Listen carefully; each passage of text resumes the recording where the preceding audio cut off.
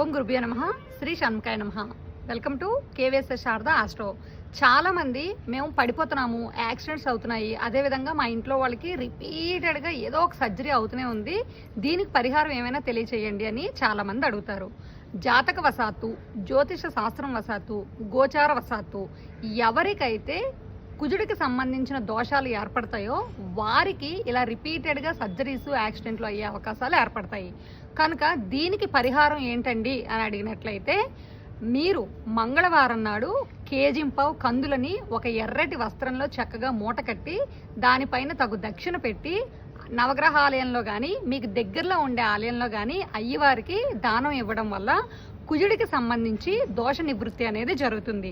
దానితో పాటు మంగళవారం నాడు ఉదయం నవగ్రహాల చుట్టూ 7 ప్రదక్షిణలు చేస్తూ కుజుడికి సంబంధించిన మంత్రాన్ని చదవడం వల్ల కూడా మీకు ఉపశమనం లభిస్తుంది. ఇలాంటి మరిన్ని వీడియోస్ కోసం కేవీఎస్ఎస్ శారదా ఆస్ట్రో ఛానల్ని సబ్స్క్రైబ్ చేయండి, లైక్ చేయండి, షేర్ చేయండి. దీనికి సంబంధించిన పూర్తి వీడియో మన ఛానల్లో వీడియోస్ సెక్షన్లో ఉంది, చూడండి. ఇన్స్టాగ్రామ్లో కేవీఎస్ఎస్ శారదా ఆస్ట్రో పేజ్ను కూడా ఫాలో అవ్వండి.